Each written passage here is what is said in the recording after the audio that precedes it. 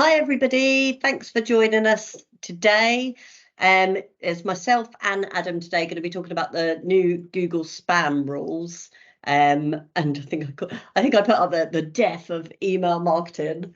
Hopefully it doesn't mean that. So I'll just give it a couple of minutes. We normally give it till about 3 minutes past, just to allow people to join. So if you bear with us. Some of the bits today, if you've got questions as we're running through some of the content today, feel free to use either the Q&A button at the top of your Teams. You can click on that and it will open the Q&A box and you can write your questions in there. And or if you add them to the chat, we will pick them up too. So we'll try to make sure that we cover off as many questions as possible at the end. But hopefully the kind of content that we're covering should be enough to kind of answer all of your questions in advance. Okay.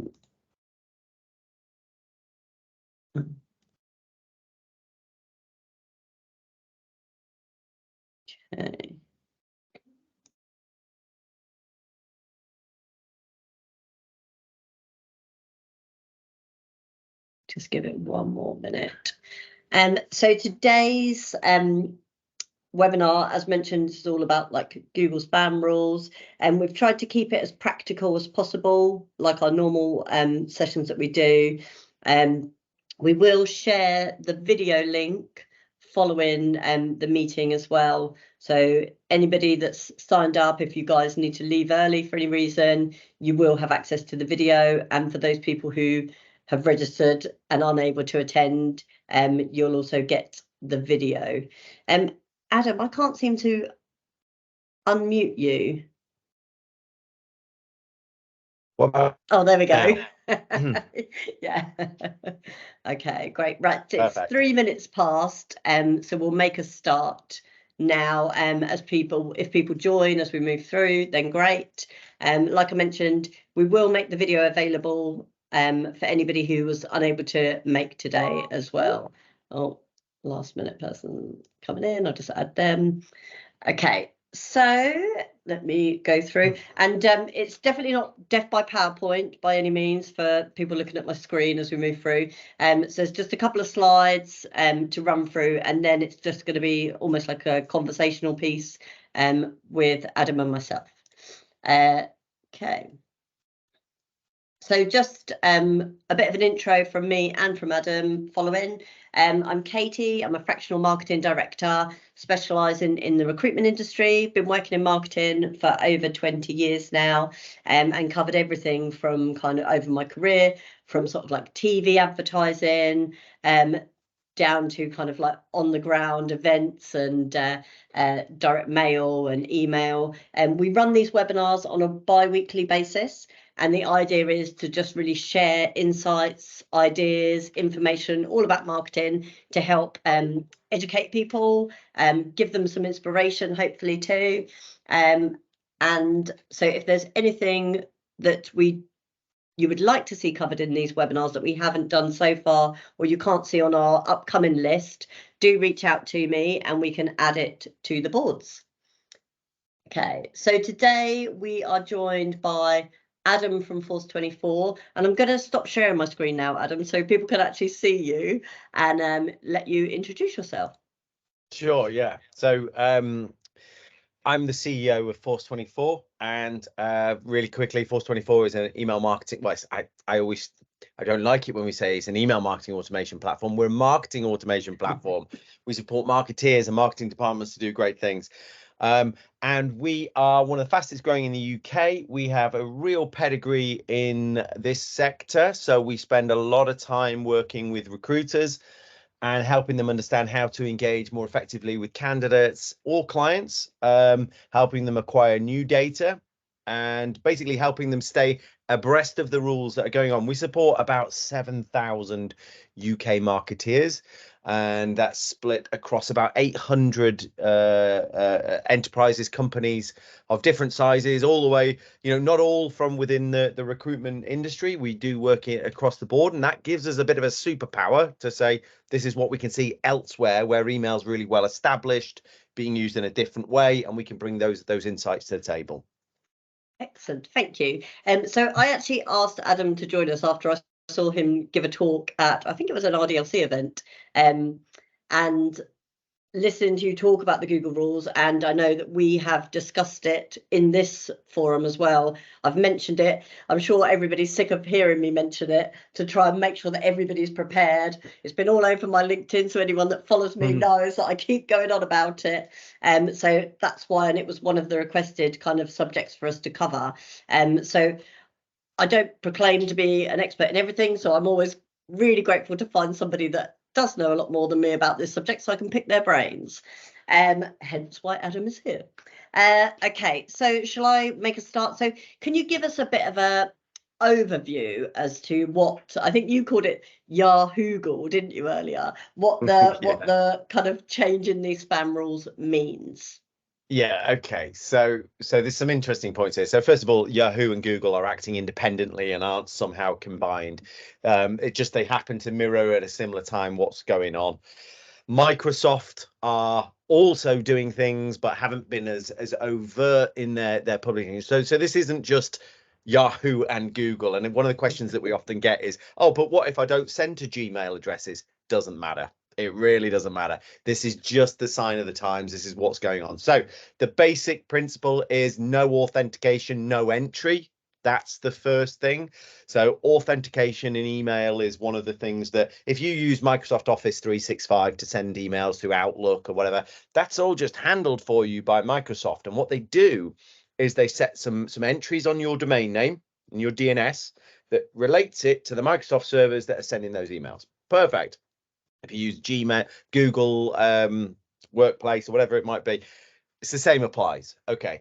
Now, when I use a commercial email marketing server or a commercial email marketing service, be that something like Bullhorn Automation, or be that something like us, or whatever it might be, now I'm sitting outside of that managed environment that you have within Microsoft or within Google. So what we have to do is we have to set up authentication on your domain name, which enables you to send emails, and the receiving mail servers understand that it's from somebody that's allowed to send emails on their behalf. So authentication is a really big thing. It's been around for years, but it's always been one of those, you should really do this. But now it's become one of those things, you have to do this. So you may have heard of SPF, or you may have heard of DKIMs, and SPF isn't the sun protection factor thing. Unfortunately, it stands for Senders Policy Framework, and it's just a really simple way of saying, can this email that's been delivered, was it allowed to have been delivered by the server that sent it? Quite simple stuff. So authentication is really important. If you don't understand what DKIM and SPF are, people like us, Force 24, exist, and professionals exist to say it. The other thing that they've introduced is the complaint rates, which you may have heard about, and it's the big thing really. So for high volume senders, complaint rates matter. And so the classification here is if you send more than 5,000 emails in a day, and some brands have said, yeah, but I don't send that many. It's a guideline figure, and on some days you will.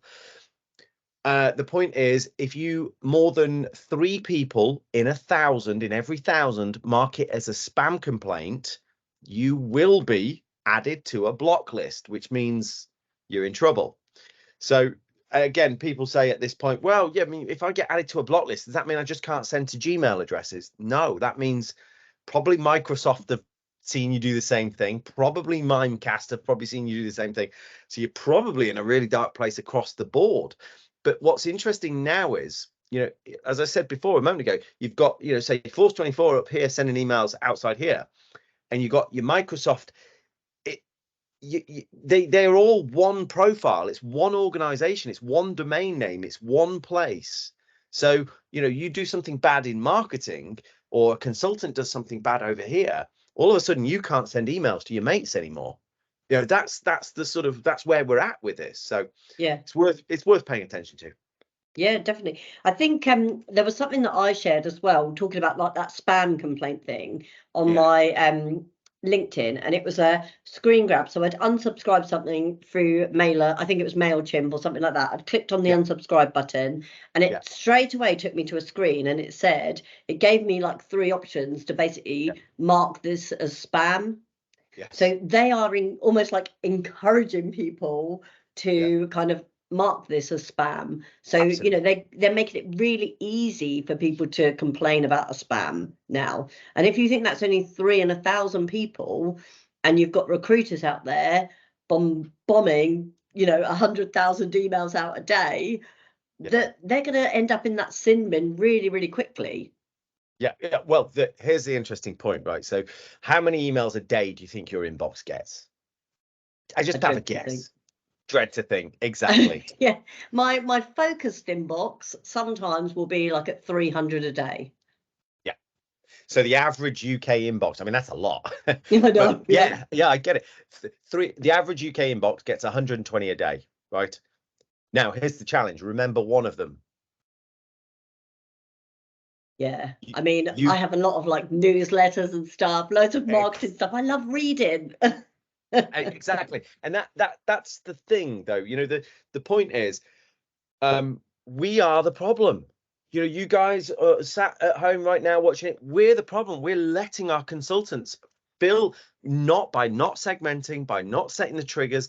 You know, and Yahoo and Google and Microsoft and these guys are saying, right, enough's enough. You don't pay me to deliver emails. I do that for you for free. I am being paid by the recipient of your emails to protect them. So think about where the money flows. You send 100 million emails to a load of UK consumers. Obviously, that's not possible, but imagine you did. And you know, you've not paid any money. You might pay MailChimp or you might pay us to send them for you, but we're technically just our computers to send it. Now, the recipients of all of those pay £5 a month, £10 a month, or whatever it is that for them to be protected from spam. So recognize that that's the balance. That's where the money is for Microsoft. Yeah. It's not in your pockets to send that money. Yeah, there's no SLA on sending. It's a bit scary. So just kind of circling back on that unsubscribe thing, then. I know that there's this whole thing around like this easy unsubscribe, this one-click unsubscribe. What kind of impact do you think that's going to have on like email sequences? Well, first thing to note is, and oh, by the way, one of the questions I always get on these webinars post-February is, has anybody been fined or has anything bad happened yet? Right, well, listen, here's the reality. So Google issued an update and Yahoo to say they have pushed the one-click unsubscribe requirement back till June 24. Now, this is a technical thing. So a lot of people think that the one-click unsubscribe is you go down to the bottom of the email, you click unsubscribe, and I should be unsubscribed instantly. It isn't actually. What you will have seen is in your browser or Outlook or something like that, you've got your email, and at the top, there's a thin bar.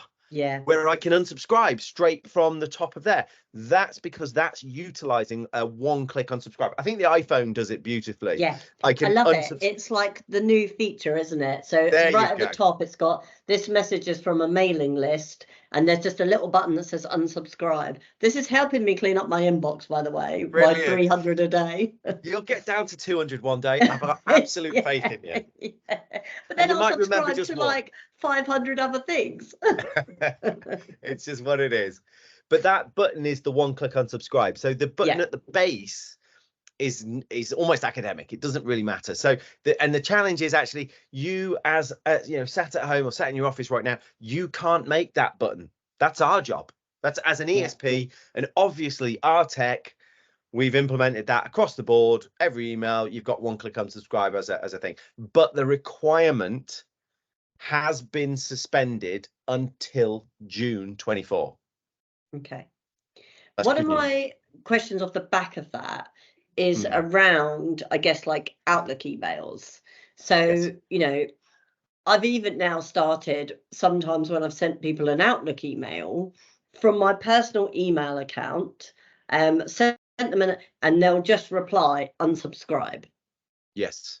So obviously then what we do is we take them off our mailing lists and we deal with it appropriately. But do I need to kind of think about that one-click unsubscribe from that perspective, or will Microsoft and people like that kind of cover that off? And and I guess how will that kind of work? Will it block? You said obviously I think that you work for Microsoft too. Come on, Adam, tell me how it's going to work. Well, there's actually what's happening here is this it's this formation of a recognition that there's a difference between that email and a difference between a commercial sender that's sending out volume, and we've got to protect both. We've got to protect both because they're both critical. They're both really important. So you sending your email from Outlook does not need an unsubscribe button. So in theory, your friend could reply to you and say unsubscribe. In theory, what happens then? Is it illegal for me to now email my mate? I know. No. I did think also, you know, like the person who'd sent it, I'm going to see it at an event in a couple of weeks. So I was a bit like, am I allowed to speak to them if they've unsubscried from me emailing them? This is weird. I think you're into a really grey area there. And I think we're coming into GDPR. I think really what I mean, that's actually a really interesting point. So the PECR, which is the part of the GDPR, the GB GDPR, which governs permissions, actually is not as strict as what Google, Yahoo, and Microsoft are saying you need to do, because they're not looking at it at a user by user basis. They're looking at it as a you sending emails basis, and they're saying, look, 3 in 1,000. Wow. I mean, the ICO wouldn't even open up a file at 3 in 1,000. You know, it's not really even a big deal. No. Well, they probably would, but you know what I mean. And that's happening. So that's the thing. I can't remember what the actual question was, Katie. I just think it was around, do we need to worry about on our Outlook emails having like that unsubscribe? Because, you know, people are using systems like say within Vincere or Bullhorn to send emails directly, like some of the consultants will email directly from that system. So are we reliant on, say, like the Bullhorns and the Vinceres to add that one-click unsubscribe? Or because it's come from Outlook, does it not need that same rule? Yeah, again, we're into a massive grey area because we're on a volume basis. So if you're sending an email through any sort of mass communications, i.e. more than 10, you need subscription preference management. So Outlook, for example, and your normal Office 365 will have specific, nobody ever looks at this, but there is a specific requirement that says that we will not allow more than 10 or 20 or 30 recipients per email anyway. And they're defining that as being a personal sender. You know, it's fine me inviting my family to the family birthday party. I get that. There's a difference between that and me bombing out. You know, I've got a consultant that's pulling lists of 50 people here. He's got another one. He's pulling another 50 here. And there's another consultant sat over there doing another 20 there, 30, 50. You know, when we're in that world, that is the world where subscription management is critical. And we absolutely need to be leaning on Vincere and Bullhorn and making sure that they are handling these things for us. And we work with Vincere and we work with Bullhorn. Yeah. And we're partners of theirs. So we're helping them and to understand this landscape. Yeah. So yeah, I mean, my personal view is, you know, if I am a consultant and I'm sending out emails to more than 50 people, it's not very well thought out. I as a human, I can get more granular than that. I can get more focused and more, just my opinion. Yeah, no, that's good. Okay, so obviously you're working with a lot of companies that are preparing for this. Have you seen a change in the type of content that they're starting to send out? Have you seen a bit of a change in the industry at all? You know, are things like hot jobs still relevant? Should we be focusing more by like segmenting? And this is something I've talked about before as well, about segmenting by behaviors. So identifying triggers, is that kind of the way forward? And have you seen people kind of a change of people starting to implement that more? Yeah, I mean, this is where really we can start to look at how the rest of the world has adopted, not just the recruitment industry. So firstly, getting inbox placement is more about getting people's attention, if you're constantly sending out bad email that people don't care about, Google and Microsoft just say, oh, this guy's just wasting everybody's time. So they start putting you in the spam folder. So it's really important that if you've got nothing to say, don't say it. Now, one of the things that frustrates me as a marketeer is the specking candidates, specking CVs still works. It does, and it frustrates me because I want to say, don't do that. It's all, I mean, how is that helping me in the pursuit of retained work, really? And that's, how am I building an agency? How am I building an infrastructure when I've got my consultants doing that? But it still bloody works. So I think that is going to get squeezed. Now, what we're seeing brands do, which is the thing that I'm really interested in, is they're starting to build that agency brand. It's what I want. If I'm looking for a sales guy, I want to know, I go to XYZ.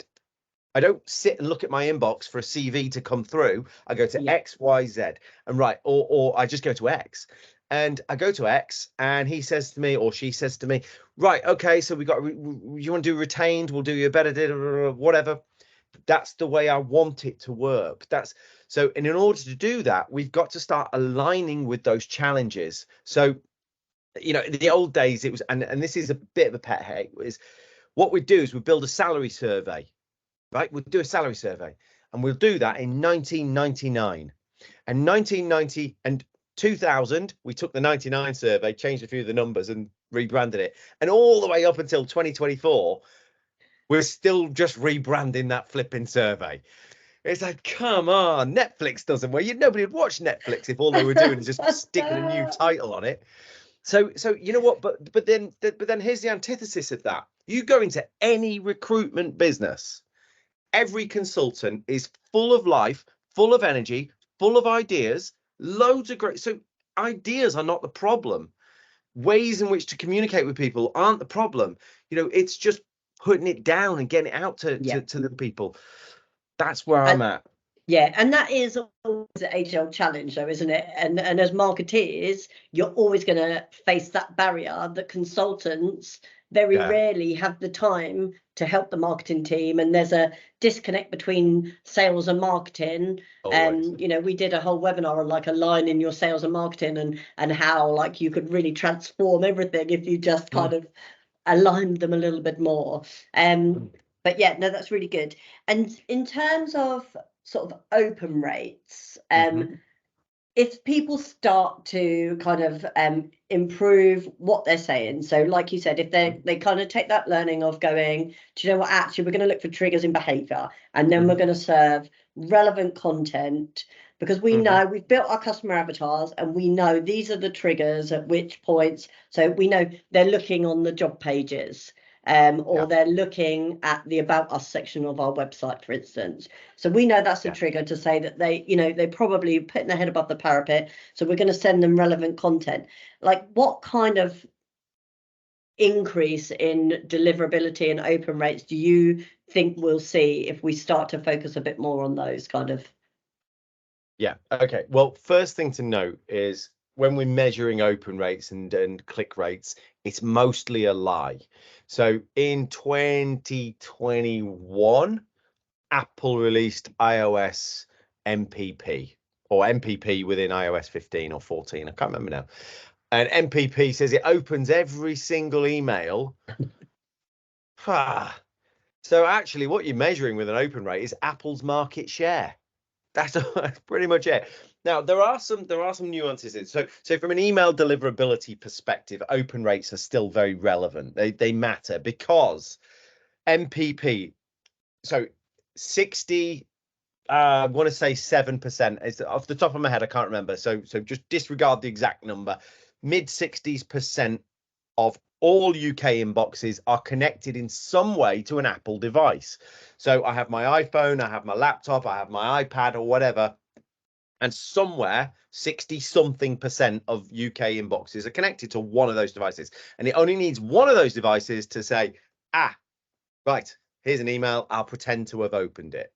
So what that says is, now the interesting thing is that only works when the device lands in the inbox, it's turned on, and it's in Signal, which is most of the time these days, to be fair. So if your emails are all landing in spam, you're not going to have a problem with iOS MPP because it's not even opening them. So it's not a problem. So I would expect now, if we're executing a campaign, I would expect mid-30s is a fairly easy number to get. If you're below that, you're kind of like, Now that relates in old money to about, I would say, 10 to 12%.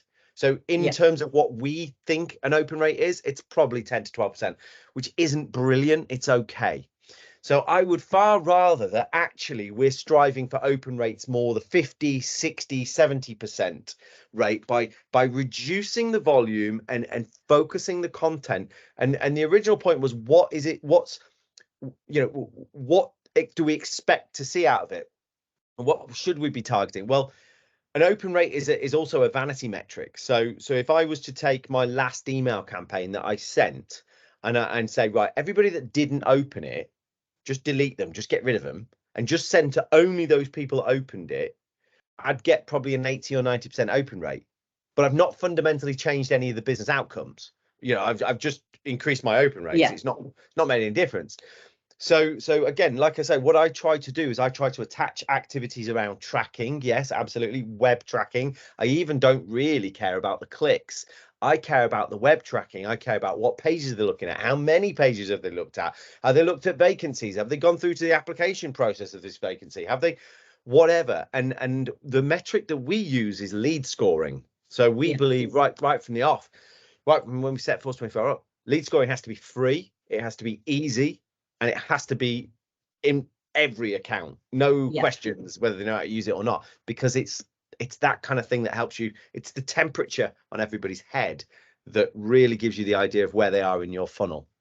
Yeah, absolutely. And then that makes the marketeer's job of kind of speaking to people at the right time a million times easier. Yeah, exactly. Yeah, I'm a big fan of lead scoring. Good. And just to kind of to pick your brains really, actually, because I know you mentioned about the open rates and Apple having, and I know I've seen in the past where I've been involved in campaigns where they've gone out and it's come back to say that somebody's clicked. And then when they've spoke to that person, they've said, oh, I didn't even see the email. How do you kind of account for that? Or how, because we did sort of some deep diving into this and we could not work out, but these emails were definitely not getting through to these people. It was showing as a click, so the stats were looking great because we were like, okay, but actually when we looked into it, they weren't at all opening it. Is that some kind of spam filter, clicking on the link to check that it's not a spam link? Or yeah, and it's a constant game of cat and mouse. So if, for example, imagine you're a hacker and you can identify what's a bot and what's a human, you'd send the bots to really good, happy information, and you'd send only the humans to the virus or to whatever it is. So what's happening here is that these are what's called pre-checkers, right? And every device has it. Your Outlook does it. Microsoft does it as a list at an ESP level.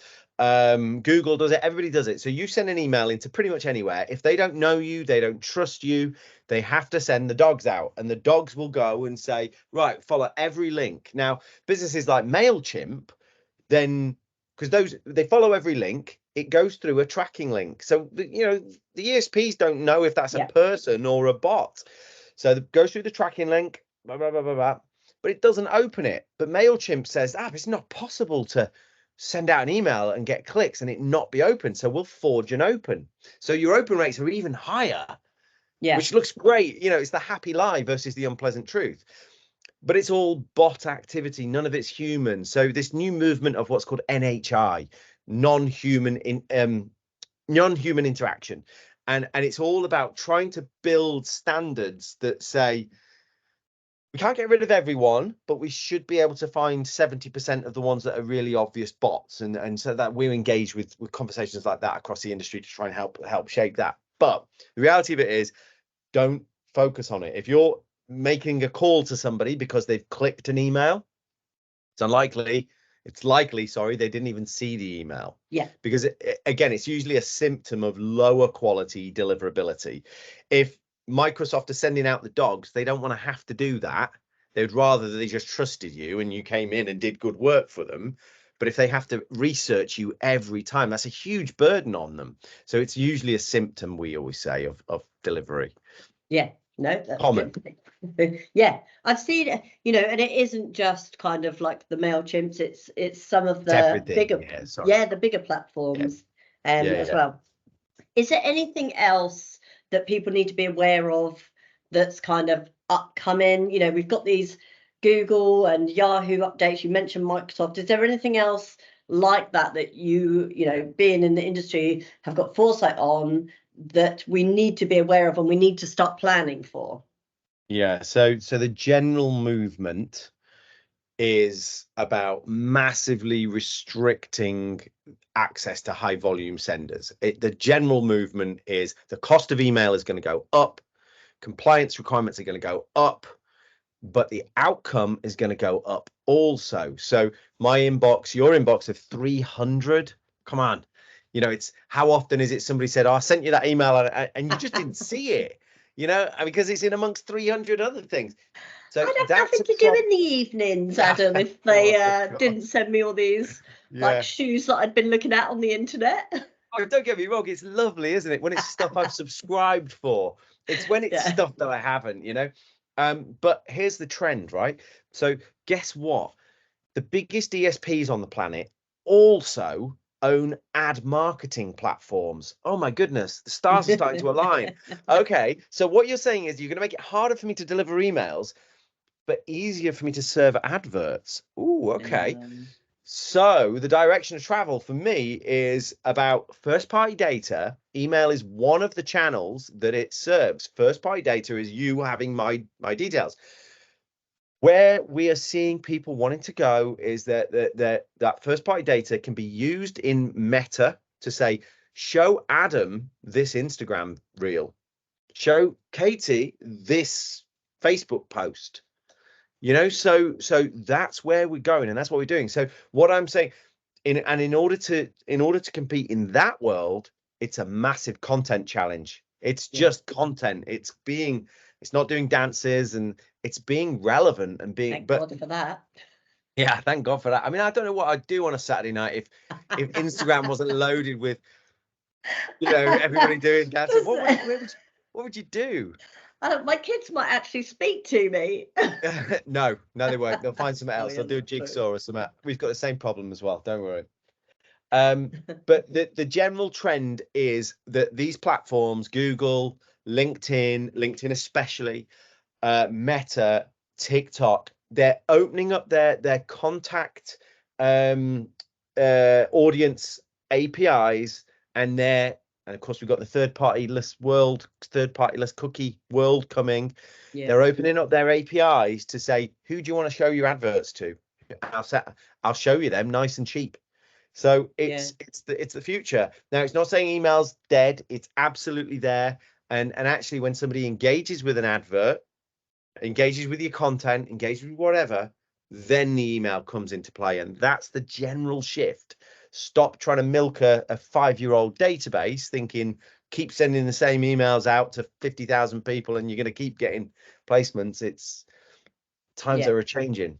Yeah, absolutely. And you know, I've talked quite a lot on all of these webinars just about like that multi-channel marketing and varying touch points and how it's really important. And this isn't me plugging Force 24, but in your platform, how are you integrating other things outside of email? Great question. I mean, that almost does feel like it was teed up. I swear it wasn't. We on the 26th of March, we are holding a launch event at Leeds Marketplace. It's where Marks and Spencer's was founded. Didn't you know? Which I didn't know, but it turns out it was.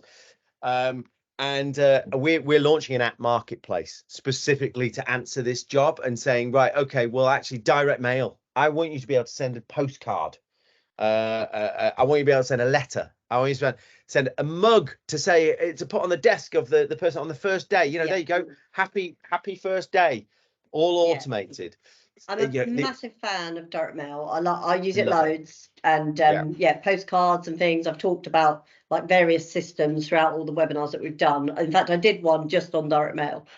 Brilliant. I just, it feels like people have, like, you know, gone to the digital channels and will not step back. And for me, it's like my doorstep is I get no direct mail these days. I get like 1 or 2 a week versus you and your 300 emails a week. It's like, come on, it's a little bit more money, but it's so powerful.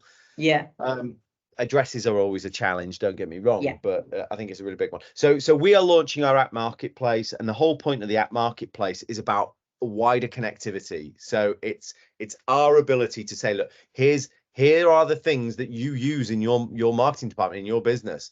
Let's just connect them all up, and then let's just automate and trigger and do cool stuff with it at the right time. So that's coming. So that's how we do it. Okay, cool. Yeah, that's good. And I think that really, obviously there are other systems, not just Force 24.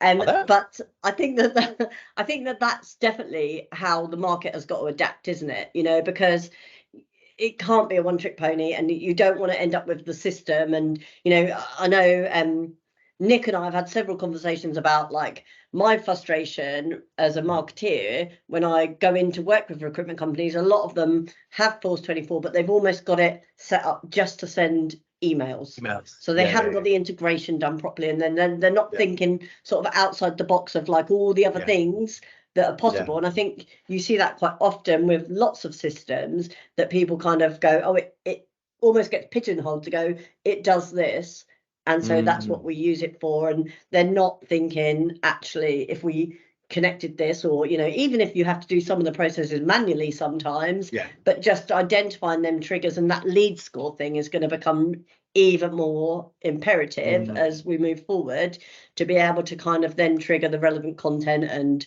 kind of create the stuff for that. So it's 38. So I'm just going to see, I'll leave the Q&A and chat open for the next couple of minutes, and I'm just going to a couple of bits that I just wanted to run through with people, and then what we'll do is we'll come back to the Q&A on that. Just to let's see if it will allow me to share my screen without freezing. Here we go. Okay, I'm presuming you guys can see that. So just a couple of dates for the diary of things upcoming. So on the 7th of March is the next podcast. It's going to be a Wednesday again, and it's all going to be around podcasting. So it's a really practical kind of interview with a guy called James Burt, who runs lots and lots of podcasts for very famous people. You can check him out. I'll share his LinkedIn profile with you. He does amazing things, and he's going to be talking about like really practically, you know, like if you had £100 to spend on some equipment, if you're starting your own podcast, this is what I'd spend it on, and some ideas around that. And then on the 19th of March, we've got another practical session on videos. So I'm really excited because I've got people joining me for the next 2 sessions, which makes it nice and easy for me. So Neil from 432 Videos is going to be coming on, and he's going to be talking about creating your own videos. So things like camera angles, like microphones, really, really practical stuff. So that'll be really good. And then, oh, where's my cursor gone? There we go.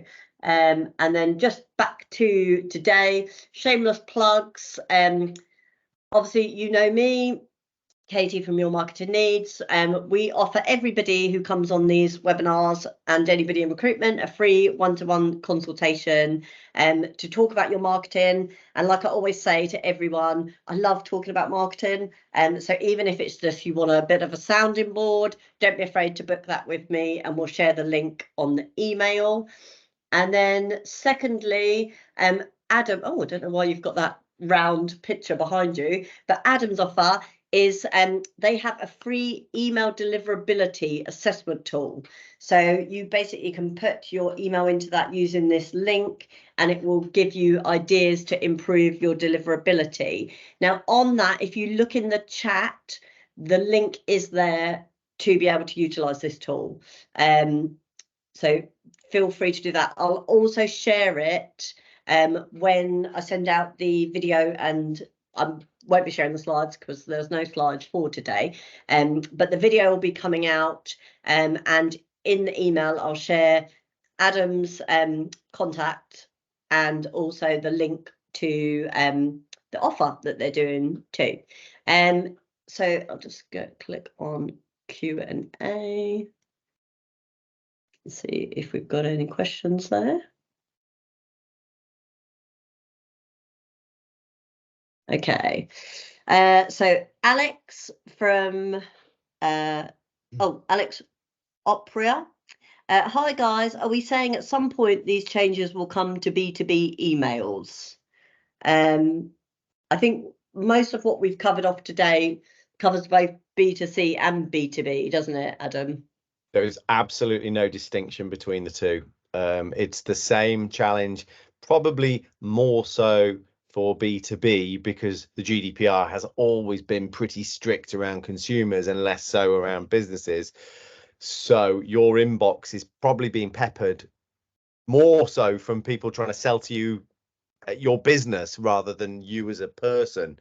So actually you'll find that it's more targeted towards the B2B communications. Okay, perfect. And then another one from Rick Mumby. Apologies if this has already been covered. We don't get notified from Bullhorn when a recipient has unsubscribed from mass mail. So if they've unsubscribed and I then go to email them directly without knowing, will I be crossing a line and exposing my business to trouble? Well, so it's a difficult one. So firstly, by the letter of the law, yes. In terms of the risk, probably very, very little. One of the challenges that a lot of businesses have is that unification of subscription processes. So some businesses have taken it upon themselves to build a subscription preference center. So where all their systems talk to that preference center. Big job, whatever. But Katie, you talked a moment ago about the integrations with Bullhorn, with Vincere, with Access CRM, whatever it may be. That's why we build these integrations, is so that when you do that, it notifies them back again. But strictly speaking, Rick, yes. But risk-wise, I'd say that's like driving at 72 miles an hour on the motorway. But, you know, I'm not going to be the one. I don't want to get into trouble if you get into trouble on the back of that piece of advice. Okay. Is there anything else, Kimberly, said, is there anything else, any other deadlines that we need to prepare for, like the one-click unsubscribe? Yes. So the deadline for authentication was pushed back to April also. So this deadline should have been February 1st, but this is now April 1st. So for me, you've got to, if you can't on this webinar sit there and say our DKIM is perfect, it's aligned, our SPF is aligned, our DMARC is aligned. And if you're saying, I have literally no idea what any of those things are, go talk to your IT providers. Yeah. Come and talk to people like Force24. It's what we do for a living. It's not your job. I wouldn't have known what on earth any of that meant. But I do now. Obviously, I've worked in it for 20 years. But the point is, that's why we've got a job here, and that's why you've got a job doing what you're doing. And so if you can't answer, it's all good. You need to have answered that question before April, else problems will start. Yeah. Okay, thank you. Jordan McGill, if we're added to the block list, how do you go about getting yourself taken off it to resume sending emails as normal? So here's the interesting point in that statement.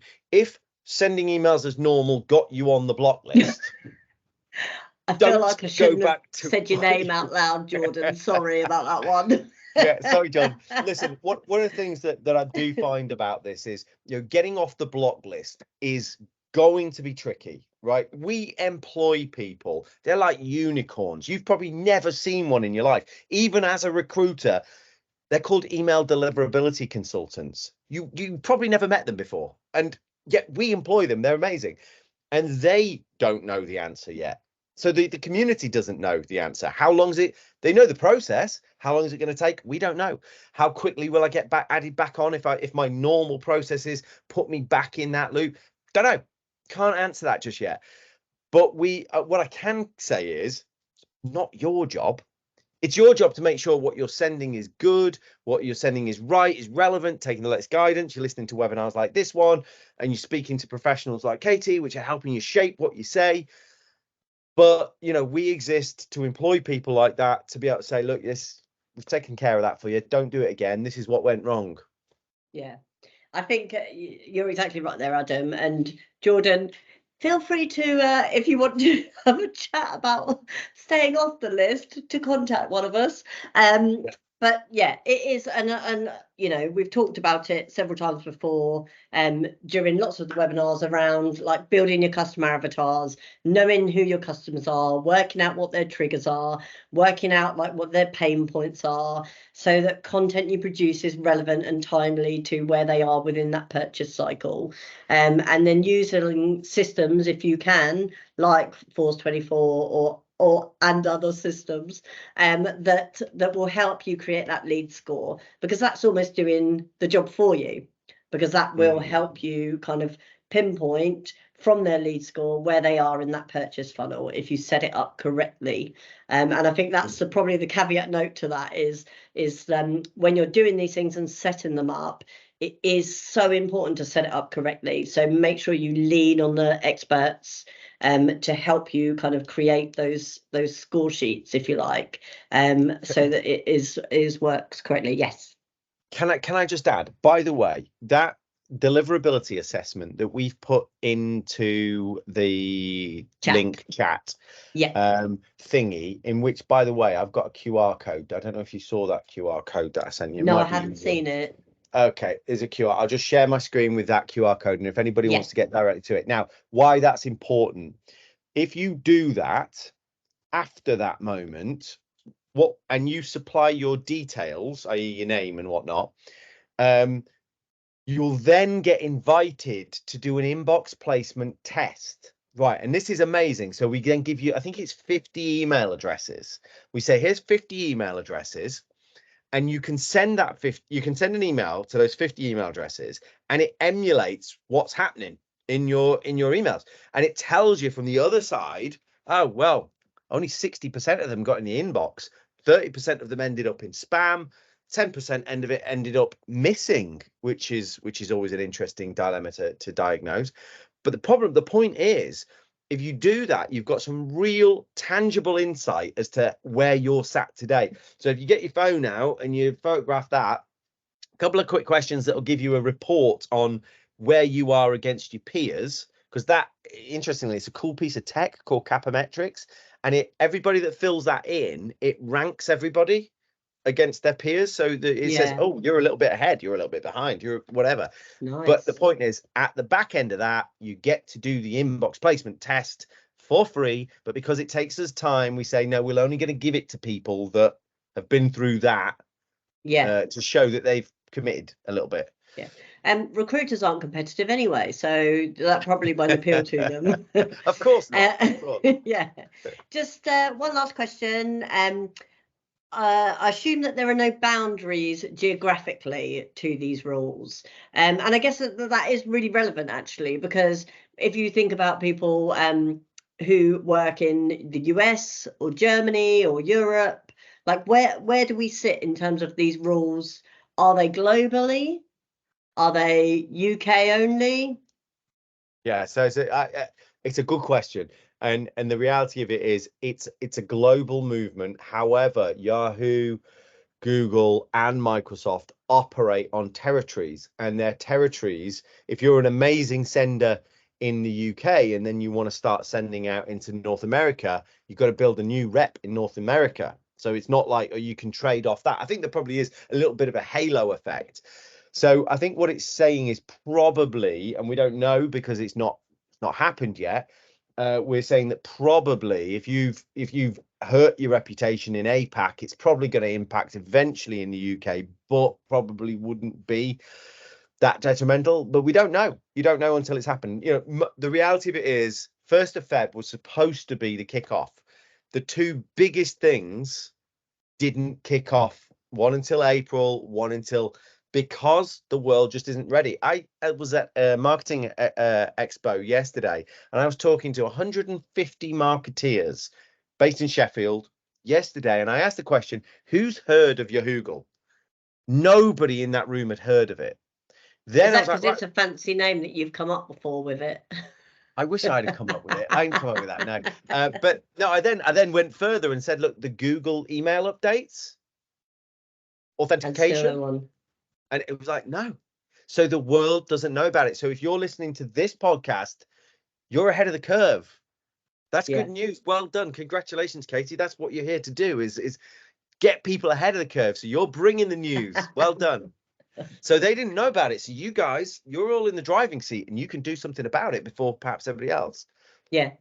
And I think that's key, is that what we want to make sure is that people are equipped for it. You know, and hopefully it won't. You know, all I kept thinking in my head when you were saying about those pushed back to April was IR35. Do you remember that? That just kept getting pushed and pushed and pushed. Yeah, and everybody, we were working on like marketing campaigns to like educate, and I just hope it isn't a similar thing that it like goes on for forever. But even though it has been pushed, it is still happening now. So, you know, anybody who's using any kind of like email sending platforms, you will have noticed that you are being asked for that authentication, and they all still kept that deadline of the beginning of February. There are very few that will now let you create accounts without that, and or kind of putting that in place. So I think you've almost got to act like it is now. And a part of that may be to use this as an exercise to look at like how you tag your databases as well. You know, are people tagged correctly? Building up those avatars and like really getting to know your customers. And like you mentioned earlier, Adam, as well, culling some of your lists. Like, you know, I know recruiters absolutely hate doing that. But if you've got people on your list that you've been emailing and they haven't opened anything for a given amount of time, you know, are you just going to be putting yourself at risk to damage your email send reputation and deliverability moving forward? Is now the ideal time to really get back to basics and cull. So yeah. And I think Katie, just before you do go on to that one, that is actually probably one of the most dangerous practices that recruiters adopt, and that is these toxic assets that live within legacy consumer data. It's really dangerous. Microsoft converts after a period of time an email address that you don't use anymore into a spam trap. They'll bounce it for a short while, but if you're not using effective bounce management and you're not telling the consultants that record's bounced, and you start emailing it, they're spam traps, and they're toxic assets, as they're called. And when we do a data cleanse process on recruitment businesses, pound to a pinch of whatever, 30,000 contact records will have 1,000 toxic assets in it. And their client, and you know, and the client's like, why is my email deliverability so bad? 1,000 spam traps, guys, come on, you know. And it's about, I personally think marketing have a role in owning the client and the candidate communications outside of a sales communication or a placement communication. It's marketing's job. Give that quality assurance. And actually, just kind of picking up on what you said there, it is now becoming very much a part of the marketing role to also help own some of the sales comms too. You know, I think those lines are getting more and more blurred, with people using outreach systems and trying to automate stuff and trying to be more efficient, that actually that role of the marketer isn't just from like a marketing perspective, they're also getting a lot more heavily involved in the sales. So we really need to urge these business owners to listen to these marketing people and understand like the detriment of having bad data in your systems. Yeah, it's a killer. Yeah. Could you just unshare your screen, Adam? Is that all right? Of course. Thanks. And everyone can see you. So that is it. So we've gone slightly longer than normal, but not everybody's still here, so that's a really good sign that they've hopefully found it really interesting. I think I just kind of on the back of this, I think it would be really good if we could book one in to just talk about like email deliverability and just kind of chew the fat on that moving forward too. So I'll reach out to you separately on that. I think that people would find that really useful. And just wanted to say thank you again for coming on and doing this with us. And I think that it'll be really helpful and useful. Like I said, I'll make sure that the link is sent through for that email deliverability assessment, so people can check that themselves. I'll also share the video link from this, so if people want to rewatch, and it will have our contacts. So if people do have any questions kind of off the back of this, then they can get in touch. But thank you again. Thank you. Thanks.